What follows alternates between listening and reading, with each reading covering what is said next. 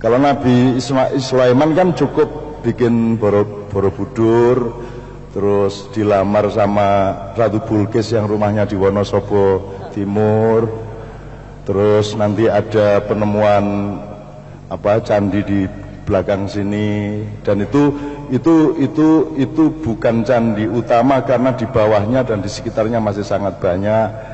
Bahwa Borobudur itu nanti juga Anda akan ketahui itu cuman kamuflase karena ada candi Borobudur yang sesungguhnya yang strukturnya itu dengan kosmologi dan arsyullah itu begitu tinggi tingkat presisinya karena diciptakan juga oleh teknologi yang terbimbing oleh Allah melalui para nabi pada waktu itu. Mulane Nabi Sulaiman ki yo satu-satunya nabi sing nganggo su. Betul. Nek liyane iki kan yo mulane saiki terus Sulaiman, ono Salaman, ono Salam, ono Soleman. Jadi desa-desa sekitar sini memang ini saya bukan mengatakan ini iya, tapi kan kita kan harus terus mencurigai dalam tanda petik berbagai macam kemungkinan. Karena Anda jangan kaget, SBY nanti juga di akhir jabatannya akan mengeksploitir salah satu penemuan piramid yang dia curi dari teman-teman kita sendiri yang datanya lebih valid. Kapan-kapan kalau pesantren membutuhkan, saya bawa orangnya ke sini untuk dilihat video-videonya. Sebab kita ini tidak kenal sejarah kita sendiri karena kita tahunya sejarah ini dari penjajah kita. Dan semua situs-situs yang penting itu sudah disembunyikan oleh penjajah kita. Kita tidak mengerti apa yang terjadi sebelum abad 14 sesungguhnya.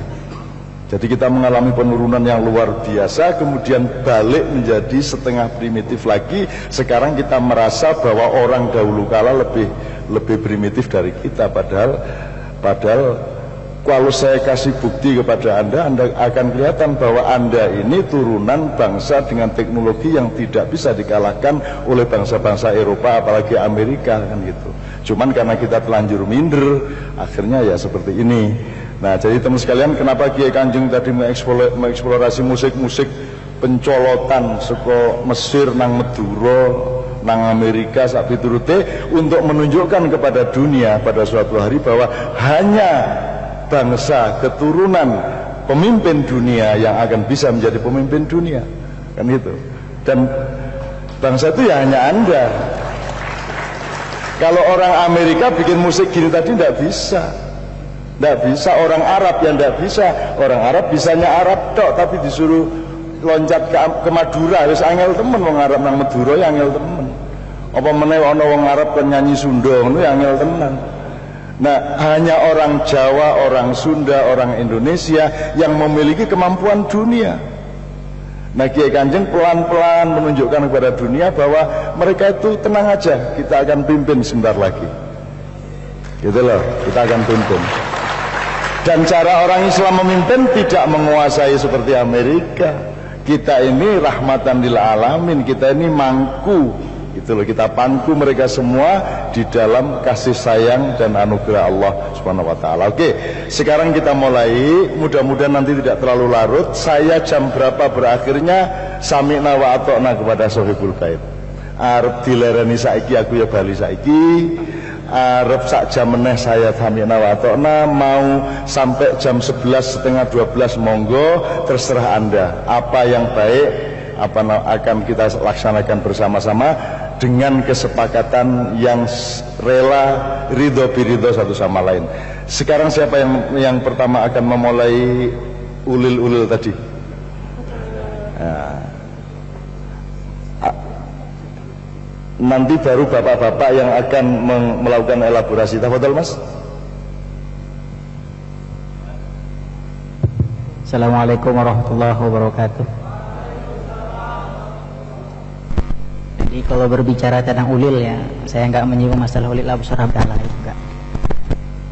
Ya kalau menurut saya ini tidak ada teori yang saya dapatkan, hanya berpikir sekarang gitu ya.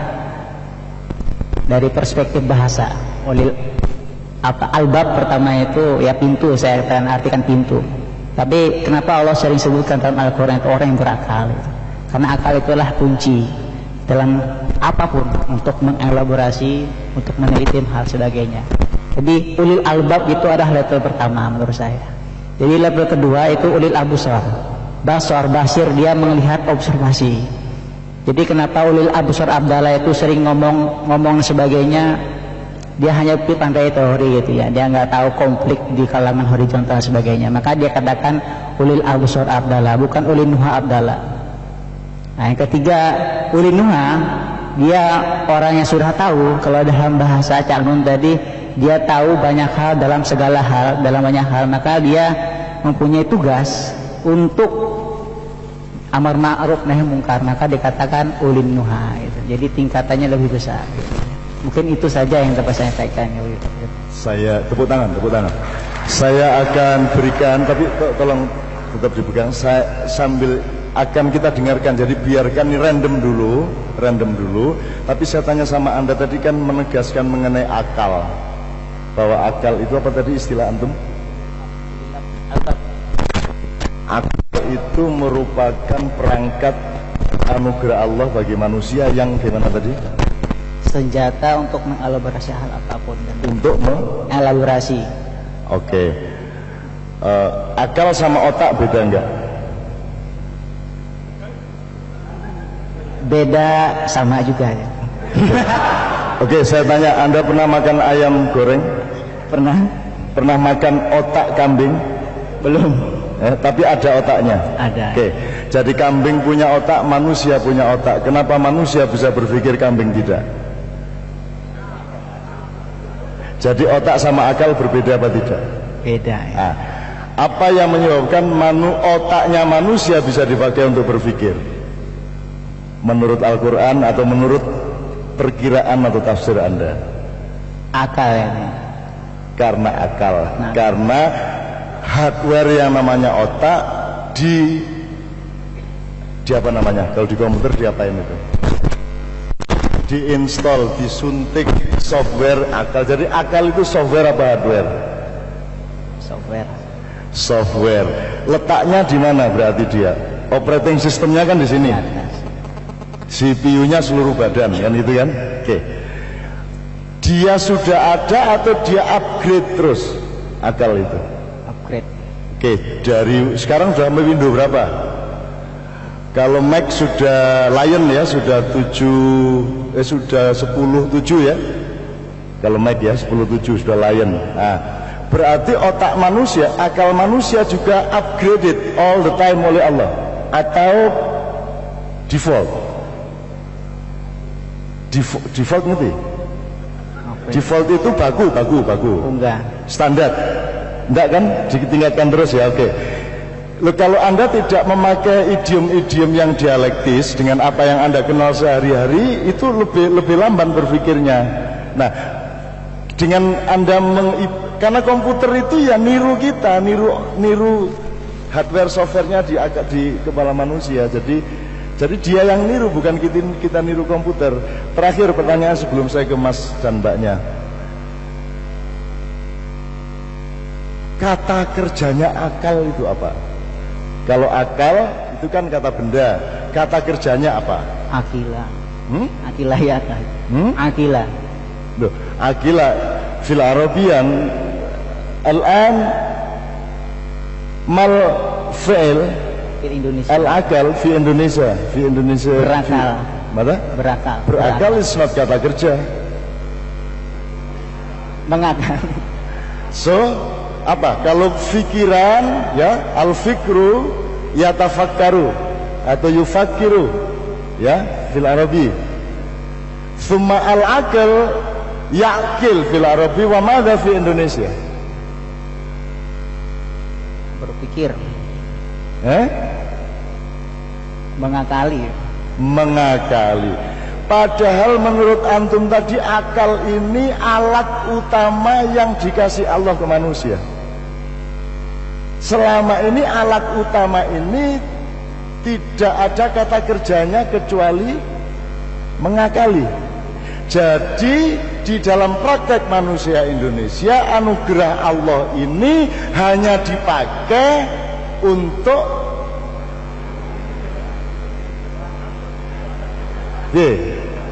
jelas ya? Jelas. mulai hari ini kalau boleh teman-teman dari pesantren UII mempelopori penggunaan kata mengakali. Mengakali itu benar. Selama ini mengakali tidak denotatif tapi konotatif, menjadi menipu, mencurangi, melicii. Padahal mengakali bimakna means memperlakukan sesuatu dengan menggunakan akal. That means ngakali. Jadi mengakali itu baik atau buruk? Nah, mulai hari ini mari kita satu sama lain mengatakan, yuk kita akali ini. Itu artinya kita mengkreatifi, mencerdasi. Itu ya. Kalau Anda mampu merintis itu, dahsyat. Karena lembaga bahasa Indonesia tidak punya kemungkinan untuk merombak ini, tidak punya. They don't understand any Arabian, any Arabics. Mereka tidak paham, gitu loh. Jadi pesantren UI yang pandai bahasa Inggris, pandai bahasa Arab, saya kira bisa mempelopori di antara Anda. Yuk kita akali. Kalau perlu bikin workshop mengakali. Mengakali tanah, mengakali pohon, mengakali benih, mengakali macam-macam. Dan dalam arti yang positif sebagaimana aslinya. Setuju ya? Dari mana antum? Kalimantan. Min ayyi Kalimantan? Kalimantan Al-Wusta. Al-Wusta berarti Palangkaraya. Dayak atau Madura? Bakumpai. Ya? Pasti belum tahu Jakna Bakumpai. Oke. Ya, belum tahu karena dulu saya pernah punya rencana untuk memindah ibu kota Republik Indonesia dari Jakarta ke Palangkaraya. Gitu ya. Mandu nangis meniku.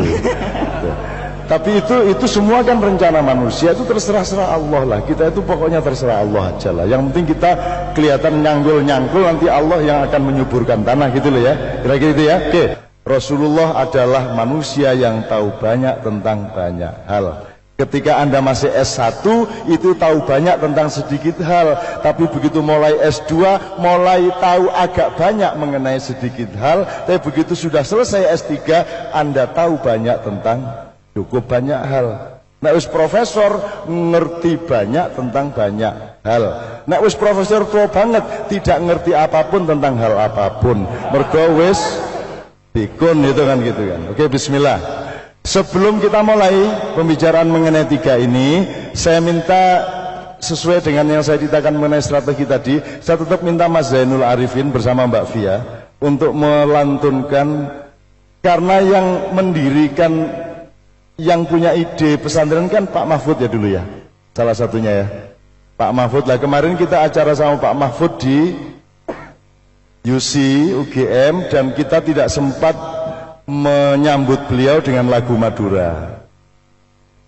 Nah, padahal lagu Madura kan tidak ada duanya. Maka Kiai Kanjeng membuat aransemen di mana semua syu'uban wa qabailah itu disapa. Semua diakui sedulur, semua hamba Allah, semua bekerja sama satu sama lain untuk mamayu hayuning bawono atau rahmatan lil alamin. Mas Zainul akan membawakan dari Burdah itu karya Syekh Imam Bushiri. Mulai umur 64 beliau oleh Allah dianugerahi buta matanya, dan selama beliau buta di akhir hayatnya dia mengkhususkan diri untuk menuliskan sholawat untuk menyatukan dirinya dengan Nabi besar Rasulullah Muhammad SAW. Maka terjadilah buku Burdah itu, dan hampir semua orang Indonesia aslinya ora ketang sak kalimat rong kalimat apal kabeh sebenarnya. Kemudian akan diteruskan oleh Mbak Novia dengan aransemen-aransemen yang etnik dan lain sebagainya, agar supaya Anda nanti kalau berdakwah kemana-mana jangan lupa bahwa ada banyak jalan untuk mendekati orang, terutama jalan kebudayaan. Asalkan jangan dicampur aduk antara ibadah resmi, ibadah mahdhah dengan ibadah muamalah atau kebudayaan. Ojo njur sembayang diringi Kiai Kanjeng gitu ya. Jumuan ngundang Kiai Kanjeng. Khotibe munggah digamli gitu ya, ndak boleh. Oke, bismillahirrahmanirrahim. Inilah sallallahu alaihi Muhammad sallallahu alaihi wasallam, diteruskan oleh Mbak Novia. Setelah itu kita akan berdialog. Kan gini bedanya Rasulullah sallallahu alaihi wasallam khatamal anbiya dengan rasul-rasul sebelumnya. Kan kalau rasul sebelumnya lokal, kalau Muhammad sallallahu alaihi wasallam kan universal. Jadi anak buahnya Nabi Musa harus beda dong wawasannya sama anak buahnya Nabi Muhammad. Kalau Nabi Musa ya pengetahuan budaya dan metode dakwahnya cukup regional lokal saja. Tapi kalau kita ini anak buahnya Rasulullah SAW, kita harus menguasai seluruh unsur kebudayaan universal, mau tidak mau. Saya kira sesempat-sempatnya kita akan melakukan tafakur dan tadabbur. Tadabbur itu atas Al-Quran, kalau tafakur atas alam dan kehidupan. Selama ini di dalam budaya dan dunia pendidikan Islam, kata tadabbur justru dipakai untuk alam. Jadi selalu ada acara tadabbur alam, tolong perhatikan Al-Quran, dititeni ayat-ayatnya, nanti Anda akan mengetahui bahwa kata tadabbur sesungguhnya oleh Allah dianjurkan untuk digunakan justru terhadap informasi-informasi literer yang disebut Al-Quran. Nah, ada informasi yang sifatnya kauniyah, yaitu alam semesta dan manusia, itu firman-firman yang sebelum firman-firman kata atau literer, itu pakai kata tafakur. Jadi ngelihat gunung Merapi tafakur, ngelihat tanaman tafakur, ngelihat bedanya pesantren UI dan tempat-tempat kos di Jogja Utara, itu kita tafakur. Kan sekarang kos yang rajin itu yang nggak ada induk semangnya, yang bebas keluar masuk, kamar mandi di dalam, bisa membawa perempuan kapan saja.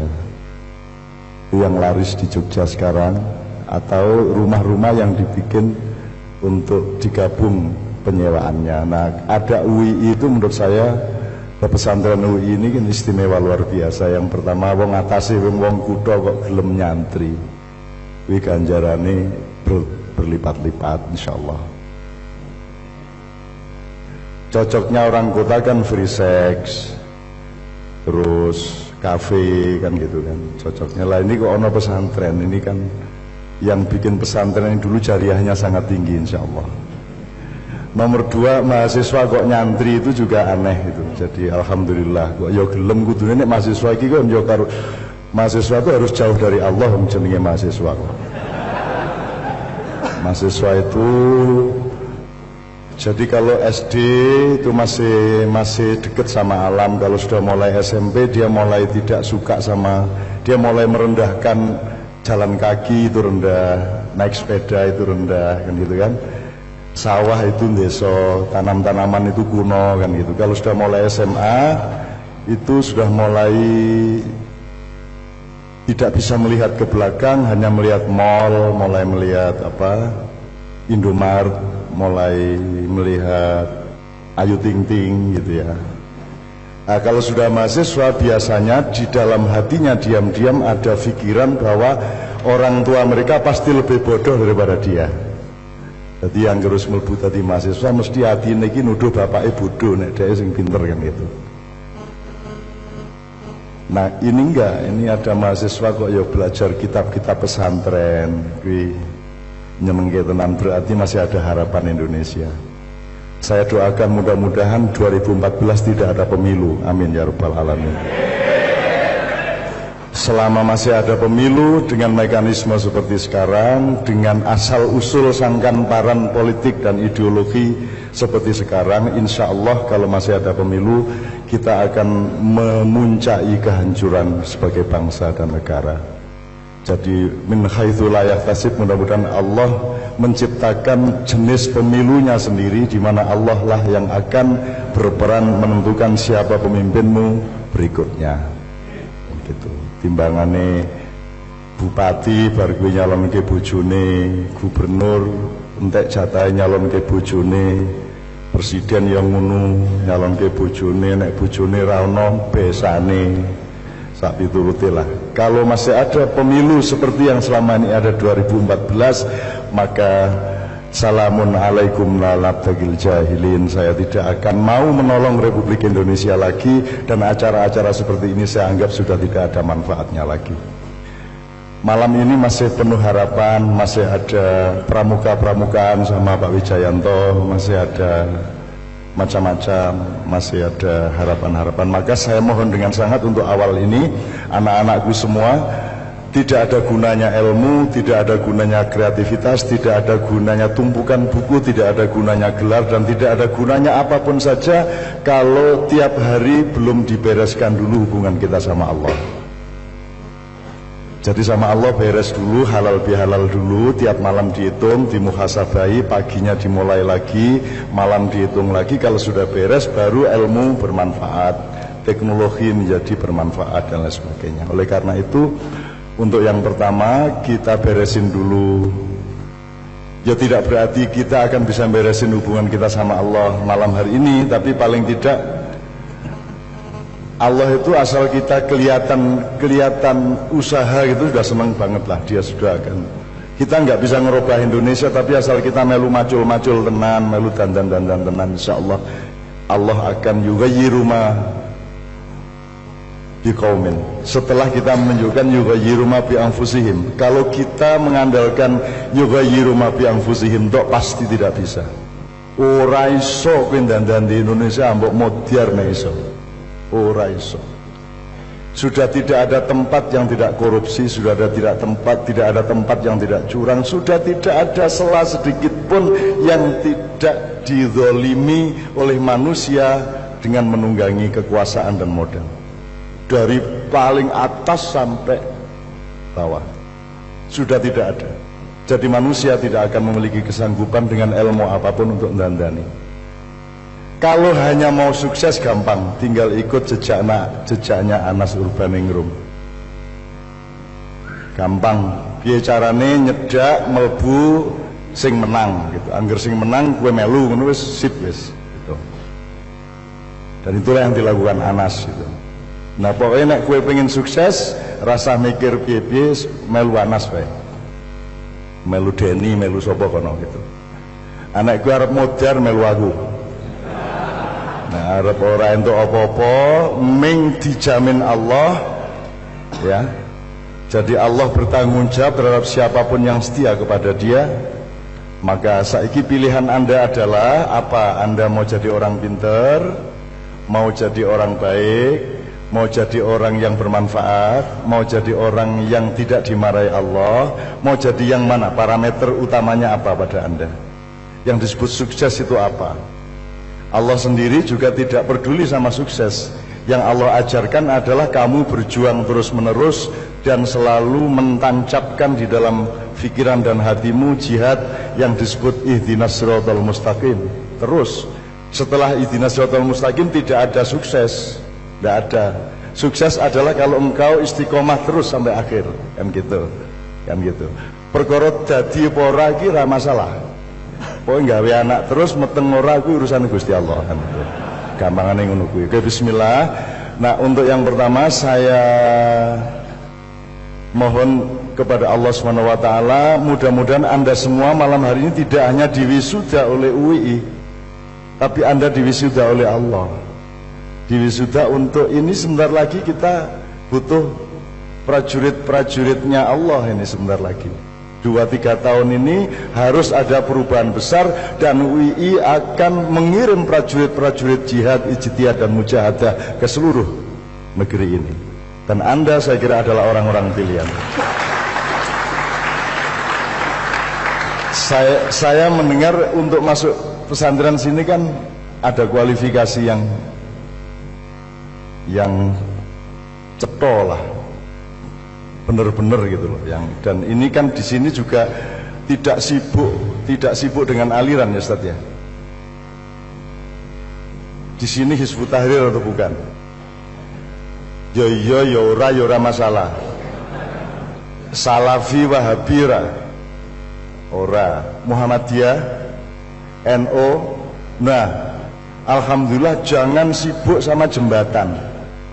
Karena tujuan kita adalah sampai ke Islamnya Muhammad. Jadi NU Muhammadiyah sak piturute Sunni Syiah Ahlu Sunnah wal Jamaah segala macam itu cuman jembatan atau jalan atau cara atau thariqah, ya jalannya ya caranya berjalan, ya tujuan jalan itu menuju Islamnya Rasulullah sallallahu alaihi wasallam. Islamnya Rasulullah yang bagaimana? Wis to mlaku aja wae, mlaku rono pokoke ngono wae. Nek kowe nentokke sejak awal ora iso. Kowe ora iso gawe anak, isomu iku bojomu. Wis engko dadine piye terserahkan Allah sama dialektika beliau sama Rasulullah SAW. Jadi UI juga begitu, membebaskan diri dari berbagai macam stigma-stigma yang enggak. Pokoknya mempercepat jalannya anak-anak pesantren menuju Islamnya Rasulullah SAW. Anda tahu Rasulullah Sunni apa Syiah? Rasulullah Sunni apa Syiah? Jadi yang benar Sunni apa Syiah? Sehingga orang Syiah diusir-usir. Yang benar yang mana? Kukuruyuk apa kongkorongkong apa kukurunu? Orang Jawa ngeyel yang benar kukuruyuk, orang Sunda ngeyel yang benar kongkorongkong, orang Madura kukurunu. Ono betik suarane nu iku ya angel iki. Menurut Anda yang benar yang mana? Kukuruyuk apa kongkorongkong apa kukurunu? Yang benar yang mana? Berarti wis tau krungu mesti jamayang. Mesti jamayang kuwi. Yang benar adalah kokok ayam. Betul enggak? Loh, bahwa telingamu mendengar versi berdasarkan sistem budaya, sistem pendengaran, sistem nilai, sistem ilmu antara telinga dengan saraf otakmu menyimpulkan bunyinya adalah kukuruyuk, itu kebenaran subjektifmu, dan kamu jangan menyalahkan yang punya sistem lain yang menghasilkan kongkorongkong. Kan begitu. Mari kita toleran. Katanya tadi menurut Ustadz Roy, salah satu ciri pesantren UI adalah santrinya penuh tasamuh, kan begitu, penuh toleransi, penuh keluasan untuk saling memahami. Ustadz Roy ini namanya Laroy Bafiha, Laroy Bafihi aslinya dulu, Laroy Bafihi Udalil Mutakin, disingkat Roy, kan gitu kan. Kalau Pak Amin Rais nama aslinya Bismillahirrahmanirrahim Alhamdulillahirrahmanirrahim terus sampai Ihdinas siratal mustaqim siratal ladzina an'amta 'alaihim ghairil maghdubi 'alaihim waladdallin amin. Terus akhirnya disingkat Amin, ditambahi bapaknya Rais, kan gitu. Kalau Wijayanto angel. Angel. Nek namanya Dian, tadi ada panitia namanya Dian, itu nama aslinya apa? Bersakit-sakit dahulu, bersenang-senang, kemudian terus dipanggil Dian. Oke. Bismillah. Sekarang saya minta teman-teman semua, mudah-mudahan Allah mencukupi rezekinya orang tuamu di rumah. Ya.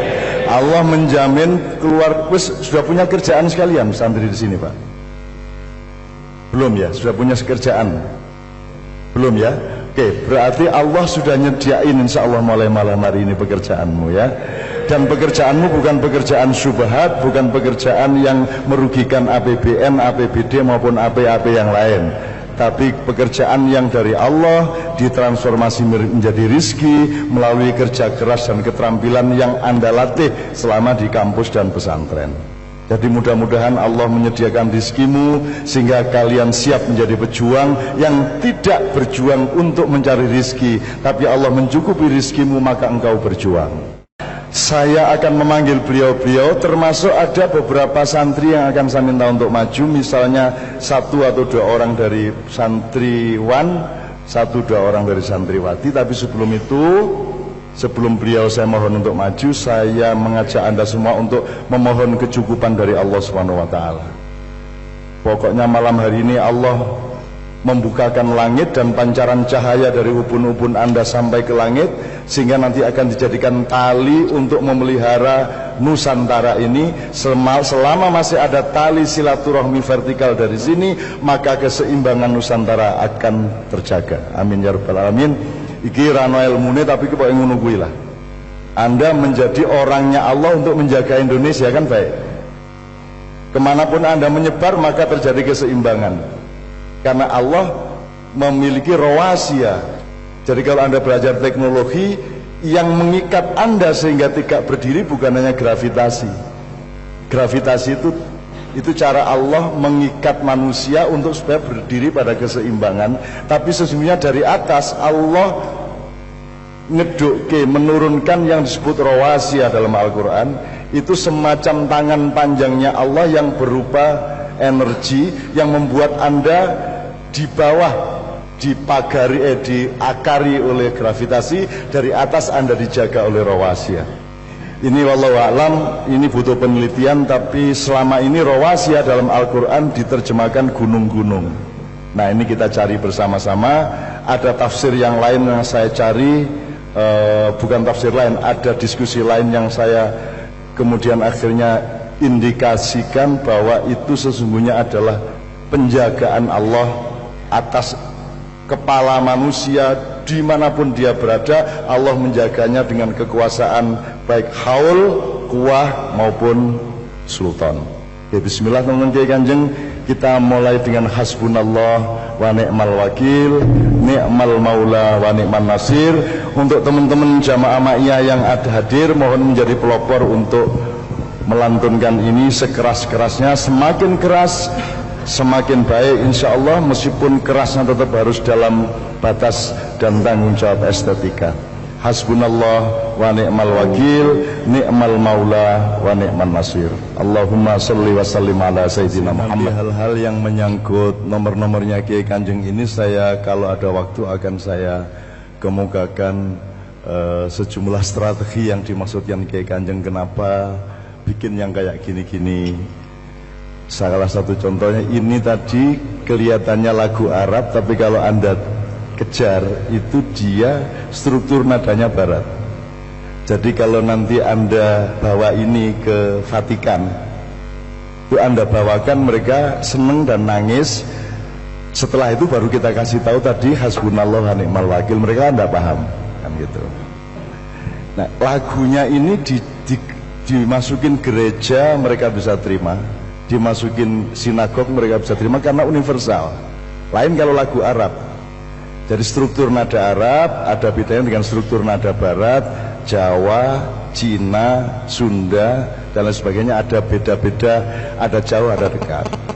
Nah, saya bikin lagu-lagu yang dalam tanda petik menipu gitu ya, supaya orang menyangka ini Arab. Ini begitu kita rubah syairnya menjadi bahasa Inggris, dia menjadi lagu Barat.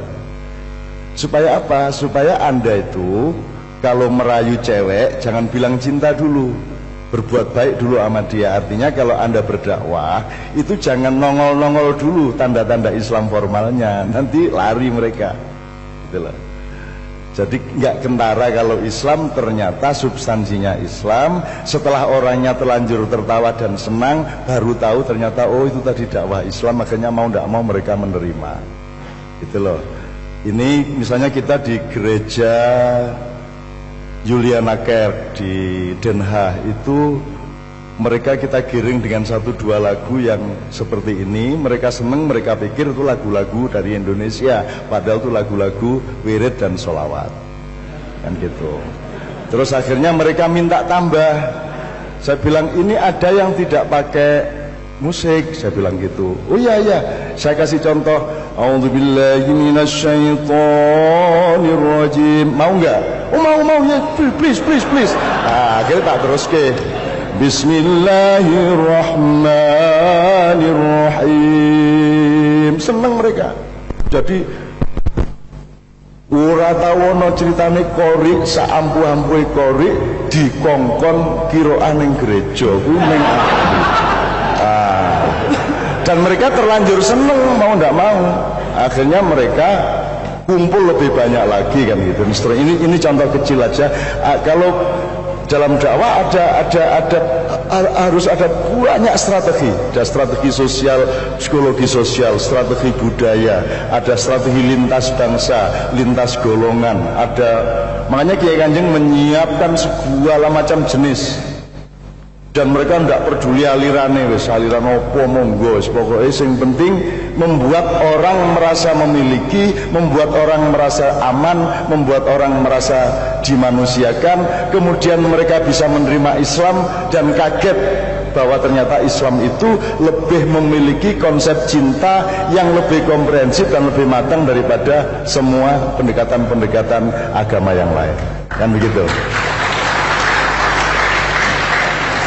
Lah, orang masa Islam itu agama kekerasan, kalau Kristen agama kasih, masuk gitu. Wong kene iki duwe bismillahirrahmanirrahim kasih ora ming Rahman Rahim barang belum lagi Manan Hanan ya. Ada lagi banyak sifat-sifat kasih sayang Allah. Itu loh. Kalau mereka kan punyanya cuman kasih.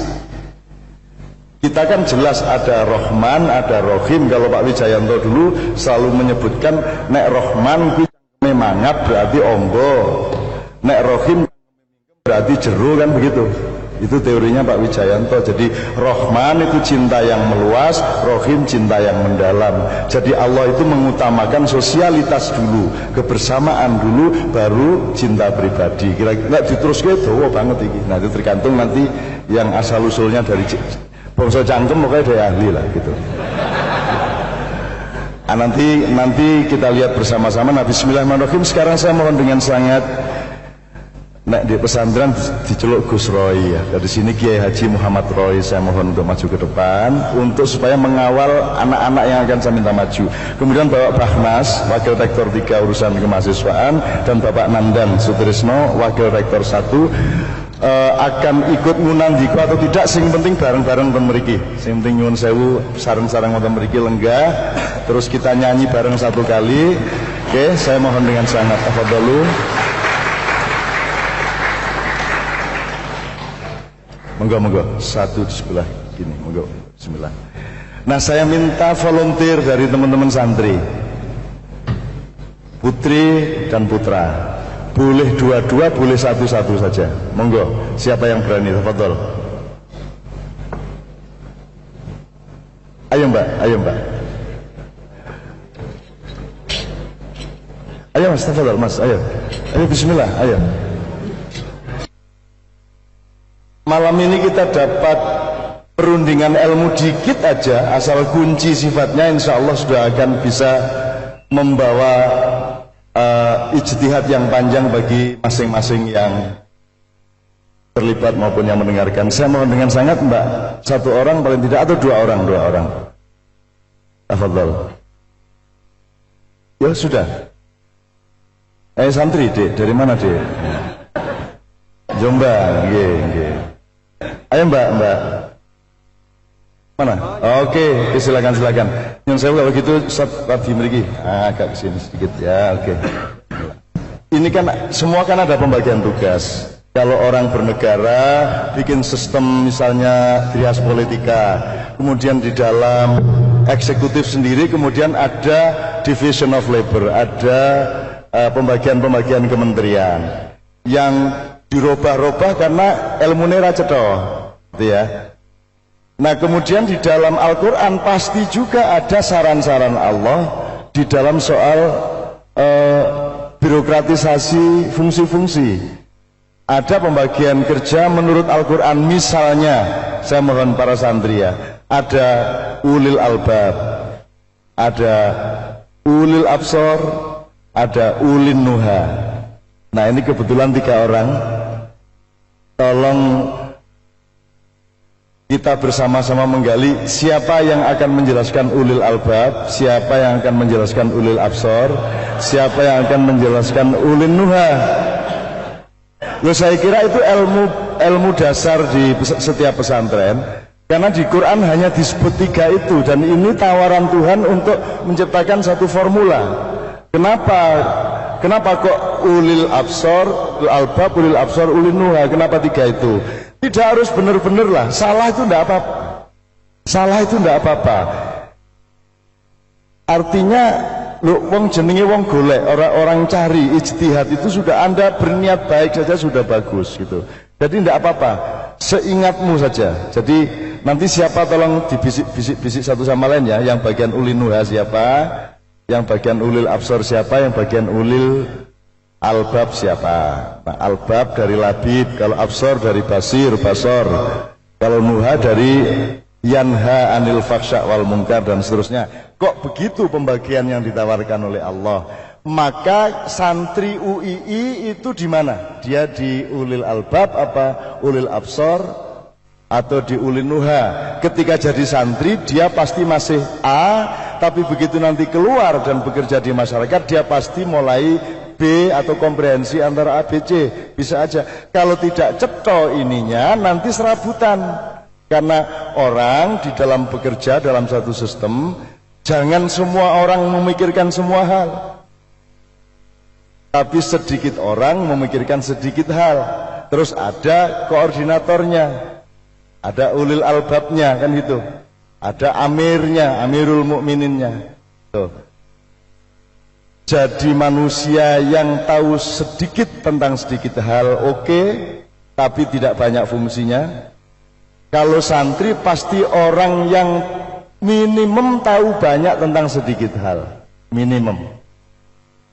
Atau kalau tidak dia memilih tahu sedikit.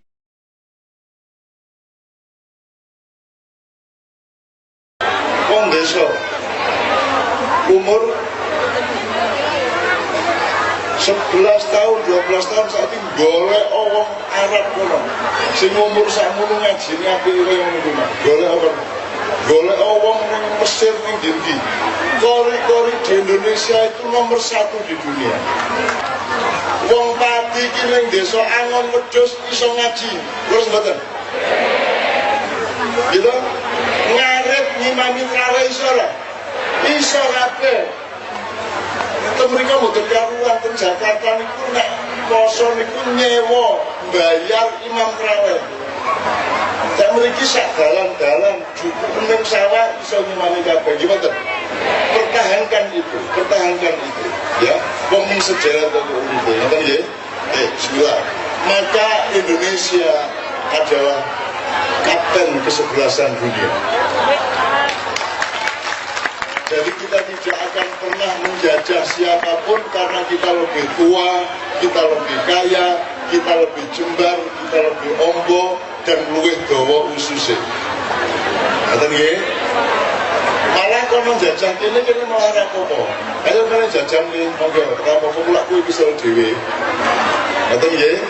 Nah sakniki jenengan kok ngerti lagu ning donya pira iso nadani sak pira?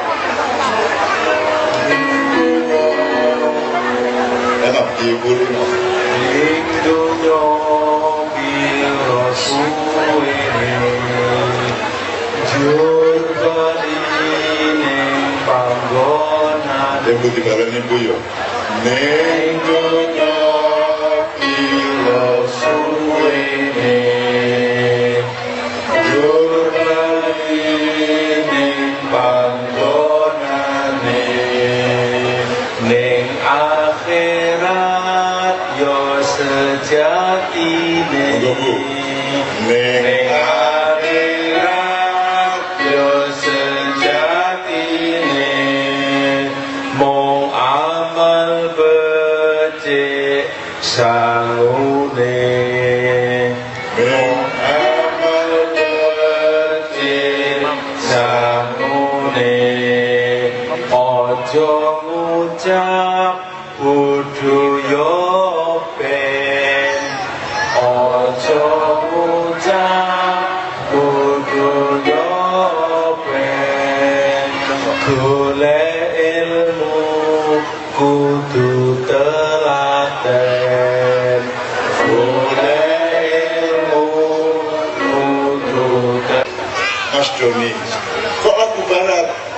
Lho Jawa ki mangku wong sak donya. Lagune jenenge mangku bumi kok. Nggih mboten? Barat iso Arab iso sembarang iso nek wong Jawa.